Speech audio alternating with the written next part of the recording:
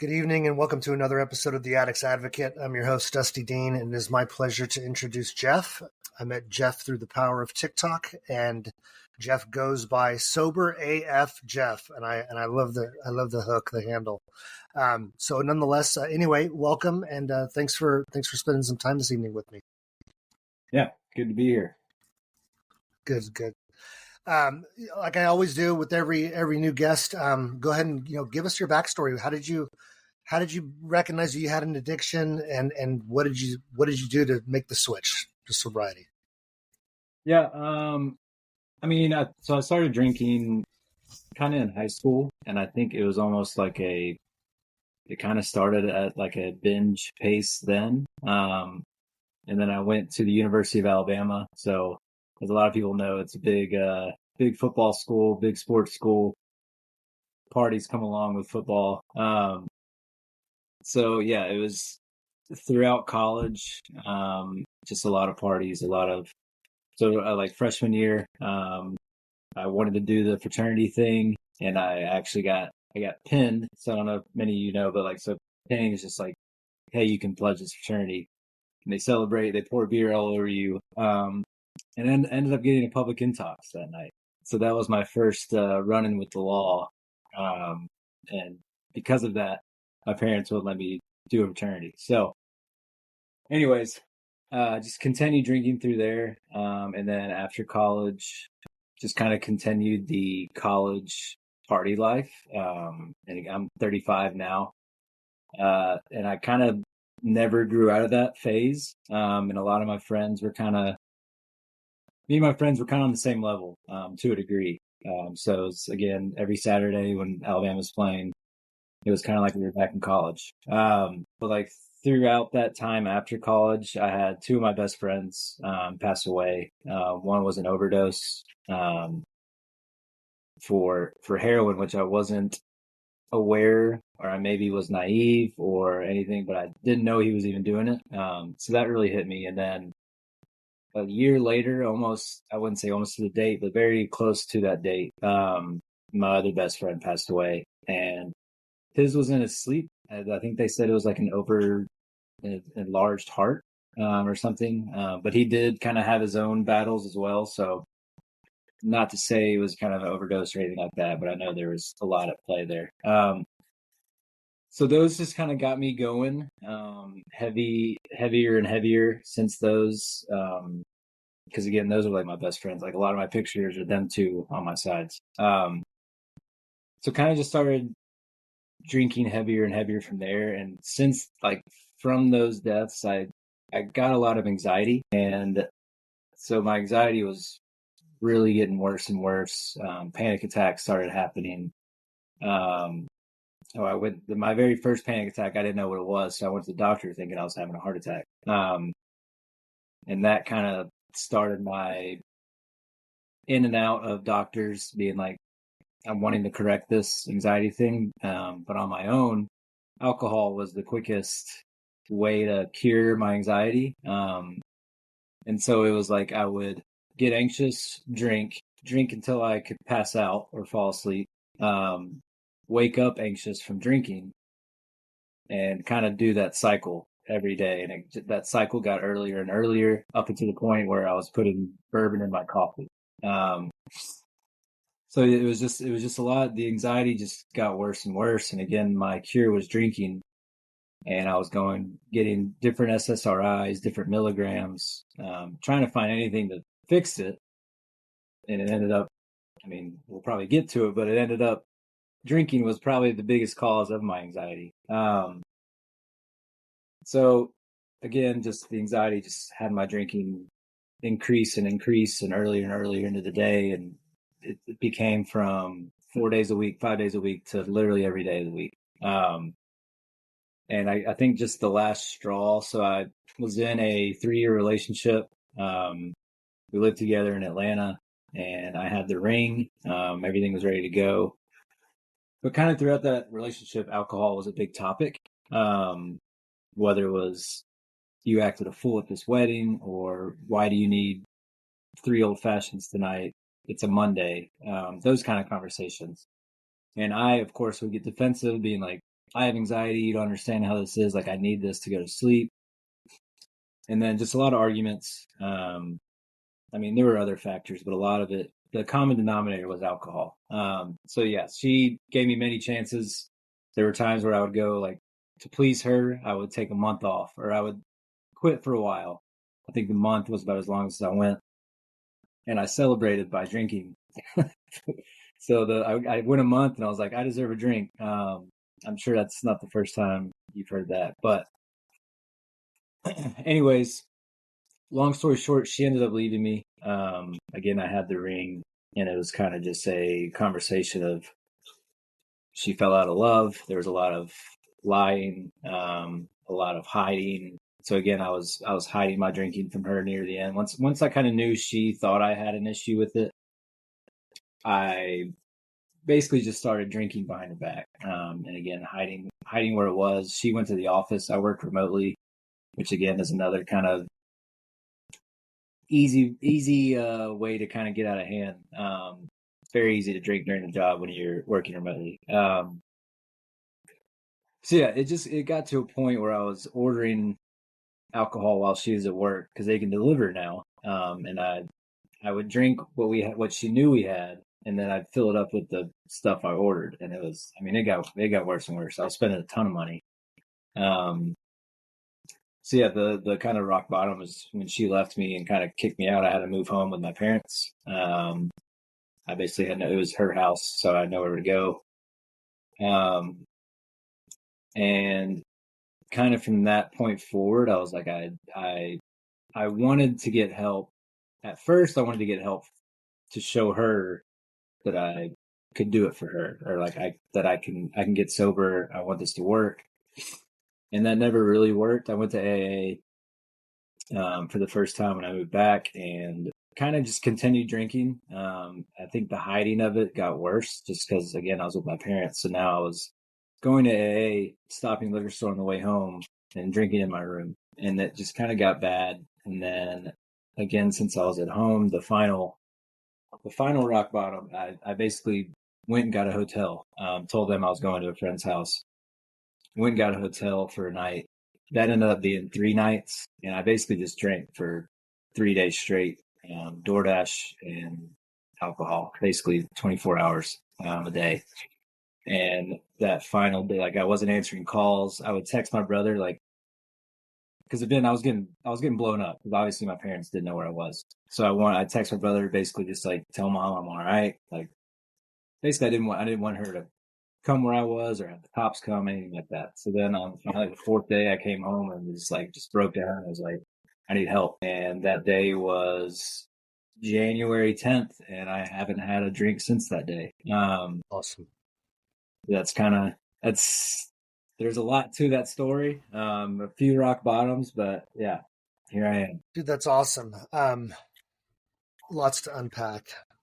Yeah. You know, one of the things that you had spoken about, which was something that I had to come to terms with when I was in my inpatient treatment, was addressing grief that I haven't let it manifest through my body, right? With all those stages of it. And I think that that's an important reality is, if you don't, the body talks to you, right? When you don't do these things that you're supposed to do. You had spoken about, obviously, anxiety, panic attacks. And, I've found that especially true. Like, if I don't address something, my body, because it's all connected, right?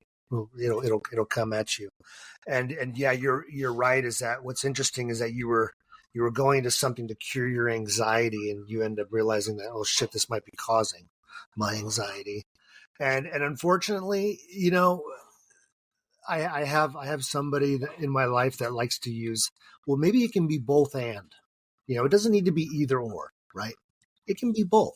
It can be something that was creeping into your life, and the stars aligned that, hey, you already knew it was a remedy to some extent before you even started dealing with the grief, right? But yeah, from the point of, I think that last moment, right, was that it was, I need help, not I'm going to go get clean for someone else, right?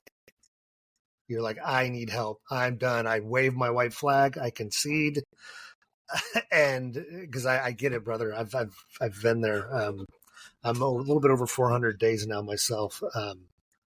And I felt that this was a good thing to do, was just keep the communication up, build a sober community, and keep, helping each other with, perspectives in life.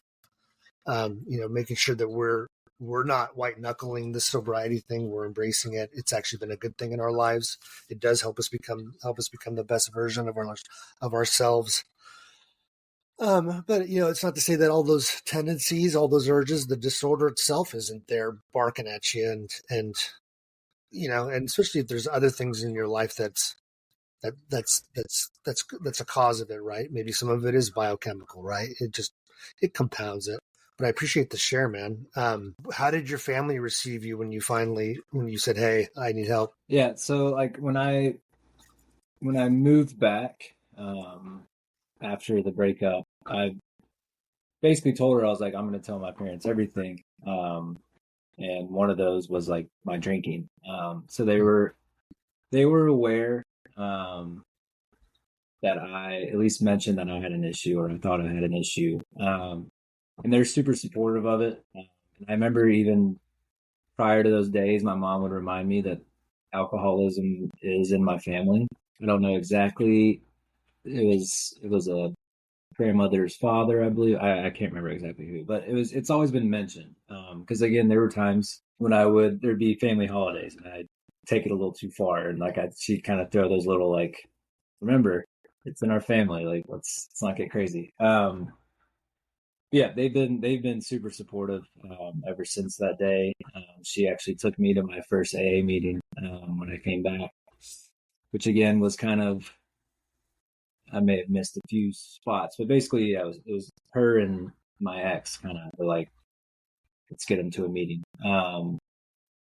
But since then, yeah, they've been extremely supportive, and I'm super grateful for that. Awesome. Now give me post decision, and then how did you feel the first 90 days? What was that like for you? Yeah, I'm incredibly glad I've kind of gone this far down the sobriety. Like today, I think is day 267, which looking back, I remember being like, I don't know if I can go a day. And it was really tough. Like the first 90 days, I mean, the first, like say 2 weeks, 15 days, obviously is some of the hardest with the withdrawals and things like that.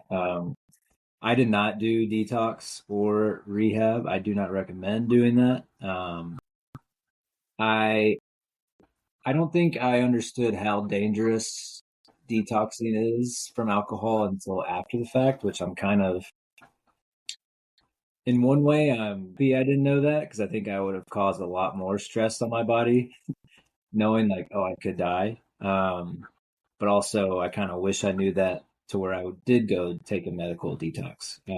Again, luckily, I made it through. Nothing too crazy happened. But again, I do not recommend doing it without at least the advice from a doctor. But I would obviously say I would recommend detox. But yeah, it was just a lot of, my biggest things obviously was just a lot of panic, a lot of anxiety. Shakes were real bad. I mean, there were a few days I remember I was eating dinner with my parents and like bringing the water glass up to my mouth. Like it freaked me out, because all of a sudden I was like, what the hell was that? And it was really hard to focus at work. I remember my vision was blurry. I looked at a computer all day. So at that point, I was like, well, maybe it's just me staring at a computer. But yeah, so I'd say the first 15 days were probably the toughest as far as like physically. And then I think the biggest turning point for me when I was like, wow, I really do feel a lot better. And this is, so I, again, was in AA. I got a sponsor. I was doing the 12 steps, and I think, and I don't know if, anyways, I'll just go. So the fourth and fifth step were basically the biggest mental change for me when I was kind of able to get that inventory done and kind of get it out of my brain. Because again, it's very easy to let things just fester in your brain. And there were things that were not helping me sleep at night. And I think that was the biggest kind of light bulb moment when I was like, this really does like improve your mental health. And then in turn your physical health. So I think, yeah, that fourth and fifth step really made it to where I was like, I think I can do this. I can see the changes. I can feel the changes. So that was the first 90. Cravings, urges, better now, the same. What are your triggers? Yeah, I think I kind of like to say like the craving's not there anymore to drink. I think the thoughts still pop up in my head, whether it's just a nice sunny Saturday, especially with fall coming up, like it's patio season. That was always like around here, the weekends where go to a brewery, watch football, and just kind of hang out outside. So I think it's those random thoughts of, man, it feels really nice out. It'd be good to go outside and have a drink. But then you kind of think about it, you're like, why do I have to have a drink? You can still go outside. So again, it's a lot easier to shut that thought down. But again, I don't really have any moment where I'm like, I could really use a drink, or this drink's going to help me right now. So I think I can't tell you when in these almost 9 months that happened. Yeah, I think I can honestly say for me that the craving's gone. But again, those thoughts still cross my mind, whether it's I see the brewery or I see a liquor store, like it's still like I can just shut them down a lot quicker now. As far as triggers, I don't know. Like there hasn't been, again, in recent months, there hasn't been a ton of things that like kind of hit me where I like, ooh, I could use a drink right now. But like, and I kind of talked with my buddies from in the rooms. It's almost easier to be around like excessive drinking because you're kind of reminded of why you quit. You're like, that used to be me. I hate that. But it's like we talk about like it's the chill event, like a baby shower, like where people are just sipping a mimosa. You're like, this seems like I could do that. So I think, yeah, I think there's not a ton of triggers anymore, but I think it's just the ideas that just kind of pop up around certain events that kind of, again, are just easier to let go of, versus probably the first couple months. Yeah. That's a good analogy. I agree with you. It's like, yeah, put me around a room of drunks and I'll be totally fine.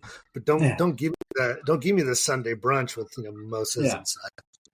I'm like, because yeah, that makes you go, oh, I can be a responsible drunk. Oh no, wait, no, I can't. Duh. yeah, That's how I got here in the first place, right? Um, exactly. so on that note, then, do you think that it is an issue with self will or self control? Or do you think that it's truly a disorder, a disease that is cunning, baffling, and powerful, right? Yeah. No, I mean, in my opinion, I mean, I do think it is a disease. I mean, because it truly is like affecting your brain. It kind of you're rewiring your brain, and your brain starts to learn like, hey, when you're feeling bad, this helps, and this being alcohol, it's a quick fix, and us as humans love a quick fix. So I think with it being physical and mental, and I mean, like by definition, I feel like that is a disease, and if left untreated, I mean, death is possible. So yeah, I think in my mind it is a disease, and it's like self will plays a part in it, but it's not as simple as just when someone says, "Why don't you just quit?" You're just like, "Trust me, I would." So yeah, it's like I think self will plays a part in it. It definitely plays a part in trying to keep you not sober. That's for sure. Um, okay, so the inverse. What is it about sobriety that you thought was a myth that you just basically heard before you got sober and realized that that's just completely off basis? You know, being on this side of the equation. What, what's Yeah, what? I think. I think like being living a sober life is a boring life. Um, I mean, that was the biggest. That probably scared me the most because I mean, your whole lifestyle is around drinking up to that point. I mean, if you think you have an issue, your lifestyle is likely drinking. Let's face it, the first couple months when you are trying to kind of get over that hump, it is pretty boring, and it's especially compared to what you were doing before that. So like I can't lie and say it's not boring early on, but I think kind of once you get in the flow of things and kind of get past that craving, you can do whatever you can do what you've been doing. Just remove the alcohol. You can go to concerts, you can go to sporting events, you can go to your friend's house. I mean, again, there's certain situations you'll learn like maybe I shouldn't go to this, but you're basically anything you did prior you can do post uh not drinking. You just don't have to have a drink in your hand. Obviously that it takes a while to get comfortable doing that. Like I went to my first wedding, it was my brother's wedding, post sobriety, or yeah, after getting sober. And it was like the rehearsal dinner was at a winery, so right when I walk in, they have the girl with the dish of glasses. And they were my brother let them know like I don't drink. So they once the lady kind of saw me and she started handing me sparkling water. So like even having the glass in hand felt fine. I know some people like wine was never my thing, champagne was never my thing. Like it was alcohol, so like I would drink it on a Sunday, but it was never like my DOC. So I know that can be a trigger, just the glass, but yeah, for me that wasn't the case. So it was just nice to have something in my hand. But anyways, yeah, I think the biggest myth for me was just that sober life is boring. I think someone said it the other day. It was like, if me not getting hammered and acting like a fool at night is boring, then call me boring. Like I'll take it. So I think that was the first myth that kind of came to mind to me, and kind of what scared me to get sober because it's like, well, what am I going to do if I can't drink? It's kind of your first thought. Yeah, it just goes to show what a stronghold it has in your life, right? And everything is centered around it, right? You're basically planning your day around it, and it's so occupying, right? It's just of all your resources, mental, physical, time, monetary. It's just And it's so normalized, which it's still crazy to yeah, think about. But it's like when you are trying to make plans post sobriety, it's like everything you think of like is usually around drinking. So I mean, it takes a while to kind of find your thing and like what you want to do. But again, there's nothing that you could do while drinking that you can't do while not drinking. yeah. Well, and in most cases, doing it sober is way safer, Yeah, exactly. You can right? you can Yeah, drive at 2 a.m. and go get an ice cream if you. yeah, yeah, and just have to worry about all the others out there that are doing what you used to do. Also true. Yeah, so at least you'll be on point. You'll be alert, and you'll have that wisdom. Yeah. Um, three biggest mistakes that would lead someone to relapse. Now that you've been sober for this long, what do you think? What do you think tricks people into slipping? Even if it's a slip, even if it's just like Yeah. a drink or two one night. Yeah, I think like for me early on, and again, controversial, but like I had a lot of relapses early on, but like a lot of guys in the room were like, can't really call it a relapse if you didn't actually quit. And I was like, all right, touche. AK, I was just like saying I was sober for a month, but did I drink during that? But anyways, yeah, early on, I think it was trying to jump back into your normal life again, immediately.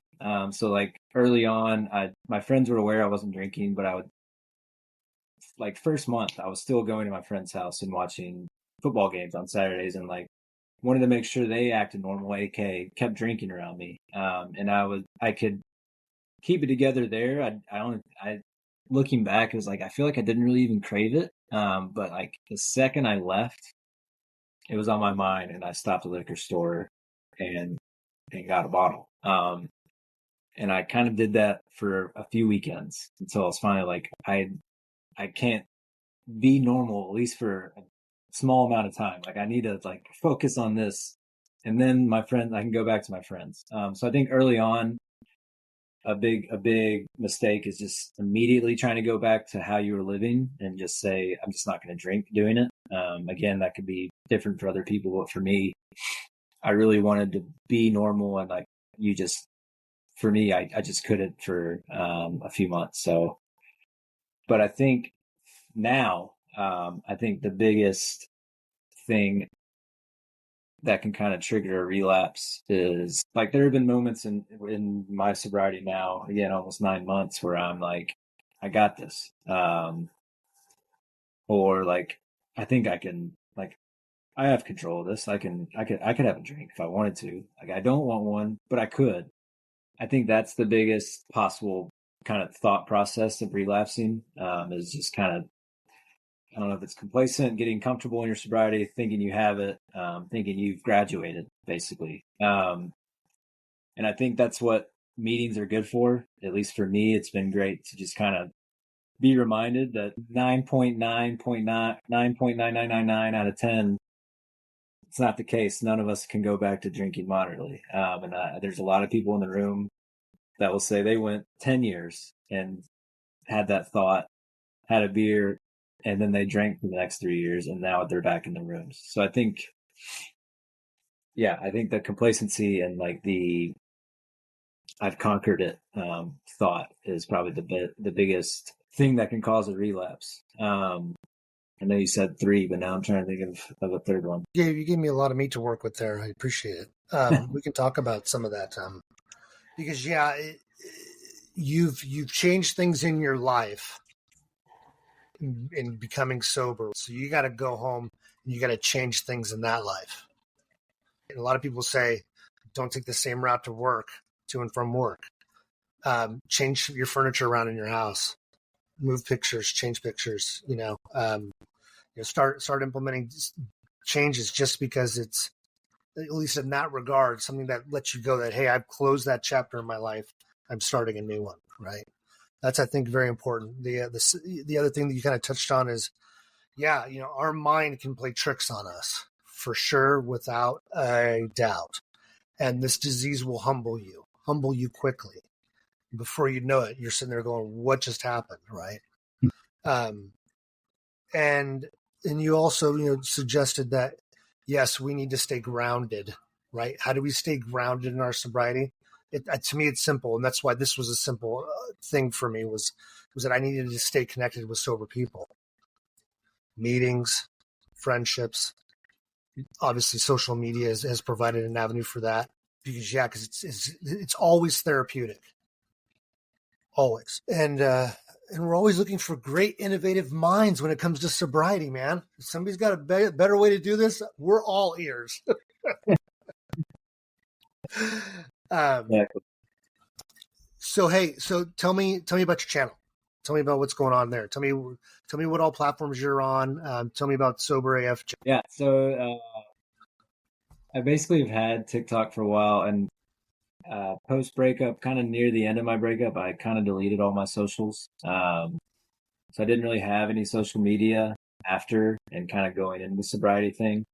Um, it got me in trouble. It just caused my brain to think about other things, stuff like that. So basically I went no social media. But then kind of after kind of getting sober for a little bit, like I just downloaded TikTok just to pass time. Just kind of was scrolling, and I'd started playing golf a lot. Golf was always big for me, but it was a big drinking sport, so I kind of stayed away for a little while, but then kind of got back into it. And my brother actually, well, let me start over. So my Instagram and my TikTok, those are my two channels that I go through. The handle's Sober AF Jeff, which could be alcohol free or AF. It's up to you how you want to spin it. There we go. I love it. Yeah. So originally my brother has a TikTok and he posts a lot of golf stuff, and he started kind of getting a following. He started kind of getting people like sending him products and things like that. So it kind of just piqued my interest, like what could I do? So I started doing some golf videos. I'm not good at golf. So like my play was like, are you shitty at golf?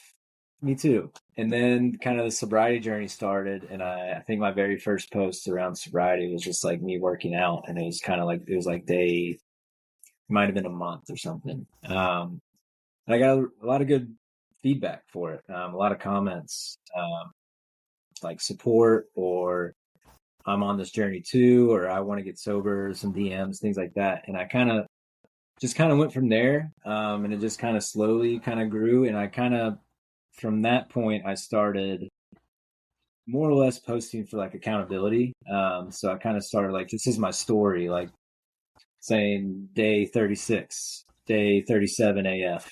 And this was before I changed my name. So I think my name was Three Putt Paymal, which if that tells you anything, well, that's my last name. Maybe I shouldn't have said that, but it's Three Putt.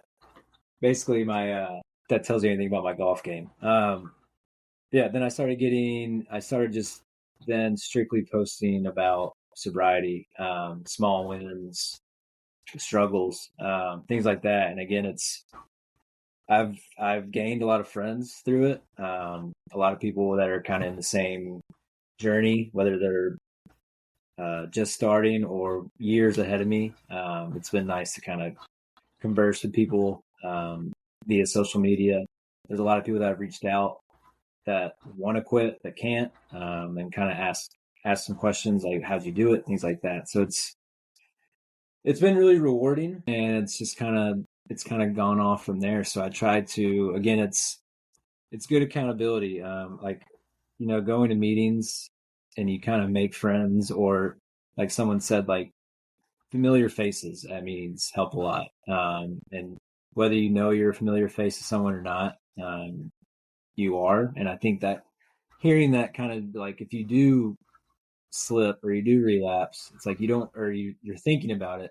You don't want to let down those people in that room. So then kind of similar with my social media, like I've gone so far now. If I mess up, like, am I going to have to post 0 days AF on my social media account? Like, I don't want to do that. I would, but I don't want to do that. So yeah, I think again, it's just really good to kind of meet more people in the community outside of your town. Obviously, it's great meeting people in person, and sometimes you meet friends via social media that you can meet in person down the road. So yeah, I think it's just been really good for me, kind of knowing I'm not alone, helping other people know they're not alone, and just kind of getting that support and giving that support. Absolutely. I couldn't agree more, bud. Accountability is huge. And yeah, and at the same time, I want to be cautious that I'm not living my sober life in fear either, right? And it's we know that we've let people down in the past, and so I think we have to, in our sobrieties, get back to again self-love, self-worth. This taking care of ourselves, right? And that taking care of ourselves means that we don't drink anymore, right? That's what we're doing. Just And like a I think diabetic would. sorry, I was going to say, like, it's because a lot of the times, like myself and probably most people before they get help, is you're struggling in silence. So I think it's kind of good to, as some people say, recover out loud. For those people that are struggling in silence, it's kind of like showing vulnerability, caring what other people think. Like, it's similar to like people that are vegan. Like they always say, like, you don't have to, like, how many people are vegan and don't post about it? It's kind of the same thing. It's like, I think a lot of people that are sober or struggling with sobriety don't talk about it. And I think seeing other people talk about it, they're like, oh, like, I guess I'm not alone. And like, it's not as crazy as I always pictured. Like walking into AA, I mean, your only experiences of AA are through movies, and you're like, there's going to be all these crazy people. But you walk in, you're like, it looks like it's like a day at church. Like people are just normal looking businessmen and women. I've met people that I've known and earlier on in life, and you're kind of like, hey, and it's like, you think it'd be awkward, but you're kind of just both like, got me too. So it's Yeah, I agree with you. I've found that that's been one of the biggest myths that were squashed for me, is that I'm not dealing with, when I went into detox, it was like, I'm not dealing with people mumbling to themselves and, strung out in a corner. It's like the horrors of it, if you will. And I've met some of the most caring, empathetic, smart people that are dealing with this. This has been great, bud. I kind of want to give you an opportunity that if you have any parting words of wisdom, any gems that really just resonate with you, like when you get up every morning, it's a mantra, or what is it that's binding you to this run of sobriety that you're basically telling me, you're done, right? You recognize that you're not at that point where you're going to cure yourself and then you can go back to moderate drinking. That one's out the window. I've tried that too. It didn't work. I think I tried it a couple times. Yeah. That's the thought has crossed my mind, but again, I think that's why it's good to kind of go to meetings and hear those attempts, and that person is obviously back in the room. But again, I think a big thing that a lot of people like to say is like, I don't know the exact quote. It was something around like, I have another drink in me, but I don't know if I have another recovery in me. It's something along that quote, but that one really sticks with me because it is like, you've worked really hard. I mean, it's really hard just to get 30 days, let alone 200, 400. And just the thought of having to start over and do everything that you've done up to this point just sounds awful. And like you just have to remind yourself, like, remember how terrible you felt on day 0 or day -1 before you went 0. I'll never forget how I felt that day. But yeah, as far as just kind of what keeps me going, like, again, I wake up and pray, just keep me sober today. And when I go to sleep, I say, thanks for keeping me sober. I think just staying in touch with your community, whether it's your sponsor or people you met in your rooms, family. I think it's good just to have that sober community around you and just have someone to talk to when you are struggling, have someone to talk to when you are feeling great. And just, I think it's been really good for me that I've made some close friends throughout this, and some golf buddies. And it's been cool to kind of just see that life is still just as fun, if not more fun, sober. So yeah, I think it's just been good. I think it helps just to kind of, like you said, stay grounded. And for me, that's going to meetings and just keeping in touch with people in the rooms. I hear you, man. You brought up a couple of things. I guess we'll use as parting thoughts. Number one, that quote is an interesting quote, especially after learning what I learned from another guest of mine who is someone that I shared time with in detox. But there's this quote as far as what I have another drink in me, but I don't think I have another recovery. There's something called the kindling effect with alcoholism, with any sort of addiction. And what's happened to him, and he's a fairly young guy, but what's happened to him is that if he has like 1 or 2 beers and that's it, he'll wake up the next morning in massive withdrawal, in a massive, almost hungover withdrawal state, because the body's remembering. And he said that also when you're truly going through a detox, if you've relapsed so many times, this kindling effect is such that each detox becomes that much more dangerous. And so yeah, it's physically, it's trying on the body to a point, if you go through this so many times. And he's unfortunately is kind of dealt with it, but it's also made him tremendously smarter in his recovery. Just like I know what happens to myself physically if I go down this road, and I don't think I could survive it. So the other thing that you brought up, which again was one of the reasons why this kind of propagated my podcast, was just this notion of, you're not alone in the way that you're thinking and feeling. This disease is isolating, but I bet you get yourself 1, 2, 3 meetings tops, and you will have heard something that resonates truly with you about your disease and why others do get it. And it's kind of liberating. It is liberating just to know that you aren't alone, right? And or and or just in fear of, well, who am I going to be then associated with, right? This group that calls themselves alcoholics, calls themselves addicts, whatever. What does that group look like to me, and why do I have to be a part of that now, right? and it's all walks of life, but you aren't alone. People get it. People get you. You're not going to have that judgment side, and that's typically a lot of the reason why a lot of families are incapable of helping, because if they're not directly impacted with the alcoholism addiction of one way, shape, and form that they've seen in their lives, or just simply never dealt with it themselves. I think that's the biggest thing, is them having dealt with it themselves. They just don't get it. And so this is meant to be an educational format too for all of those that are ignorant about what addiction truly is. And I appreciate your time, Jeff. This has been excellent. And yeah, we'll make sure that I'm going to plug the heck out of your channel here over the next week or so. So I appreciate it. Yeah, definitely. And we'll do this again if you've got any good things that you want to bring up. And also, I do like to just have repeat guests just to touch base and say, hey, since we've talked, what's happened, this is a no judgment zone. I mean, some people say that relapse is part of recovery. I know that I've relapsed prior to being in conscious recovery, if you will, right? Just thinking I could do it myself. But yeah, this is no judgment here.